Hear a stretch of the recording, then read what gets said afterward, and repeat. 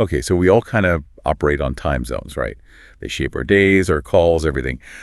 But what if that neat picture in our heads isn't quite the full story? Exactly. Today, we're doing a deep dive into the surprisingly messy and honestly pretty fascinating world of global timekeeping. Yeah. I mean, the basic idea seems simple. A time zone is just a region with the same standard time. Usually we measure it in hours ahead or behind UTC-coordinated universal time. Right, what a lot of people still call GMT, Greenwich Mean Time. Yeah, exactly. And it's all centered on that prime meridian line, 0 degrees longitude, running through Greenwich in England. But, while we think, okay, 24 hours, 24 time zones, the reality is just, it's much more complex, a bit chaotic even. So that's our mission today, right? Yeah. Unpack some of these quirks and surprising facts. Let's do it, because it really does get interesting fast. Okay, so here's the first big, aha moment for me. We think 24 standard zones, but get this. There are actually 38 different time offsets in use around the world. 38. That's way more than 24. Right. Because not everyone sticks to neat full-hour jumps from UTC. Think about India, they're on UTC plus 5.30, a half-hour difference. And that's not even the weirdest one. Nepal uses UTC plus 5.45, a 45-minute offset. Wow, 45 minutes. That must make scheduling international calls fun. Oh, definitely. It adds a whole layer of complexity, doesn't it? Those half-hour, quarter-hour zones mean you really have to pay attention. It's not just simple addition or subtraction. So, okay, besides these weird offsets, what about the extremes? Like, who starts the day first? Good question. The earliest time zone is UTC plus 14. You find that in places like the Line Islands, which are part of Kiribati. They're literally the first to see the sunrise on a new day. UTC plus 14. 14 hours ahead of Greenwich time. Yeah. And on the other end of the scale, the absolute latest time zone is UTC 12. That's places like Baker Island and Howland Island, tiny uninhabited U.S. islands. They're the very last places on Earth to finish the day. Okay, so we have these different offsets, these extremes.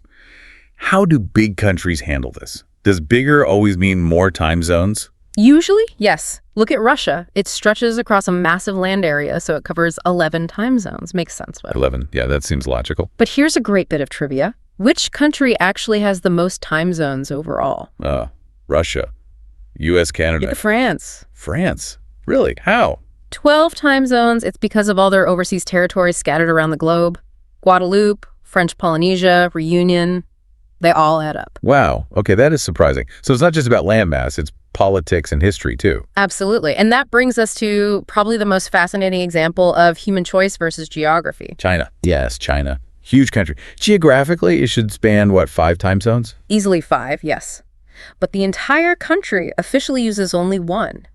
Beijing time, which is UTC plus 8. Just one single time zone for the whole country. One single time zone. It's a deliberate policy decision. Think about what that means for people living in the far west of China. Their clocks say it's, 7 p.m., but the sun is still high in the sky. Exactly. The sun might not set until 10 p.m. or even midnight local time in some western regions during summer. It completely changes the rhythm of daily life. Work schedules, meals, everything is shifted. That's incredible. A political decision basically rewriting the experience of day and night. It really is. Yeah. And you see other human decisions layering on top of the geography too, like daylight saving time. Right, DST. Yeah. Where some places shift their clocks forward an hour in the summer. But not everywhere does it. Correct. Arizona in the U.S. is a famous example. Most of the state doesn't observe DST. Creates confusion even within the same country. It does. And didn't Kiribati do something interesting with its time zone, too? You mentioned them being UTC plus 14. Yes. This is a great story. Back in 1995, Kiribati actually shifted the time zone for its easternmost islands way forward. Why? To be first. To be the very first country to enter the new millennium, the year 2000, they literally moved the international date line, or at least their piece of it, for bragging rights. Huh? That's amazing. So time zones aren't just lines on a map. They're about national identity, politics, even, marketing. Precisely. It shows they're not static geographical facts, but human constructs constantly being negotiated. So wrapping this up, our deep dive really hammered home for me that time zones are anything but simple. They're this complex, dynamic system. Definitely not uniform. Shaped just as much by history, politics, and just plain weird decisions as bylines of longitude. It's true. And maybe that's the final thought for you to ponder.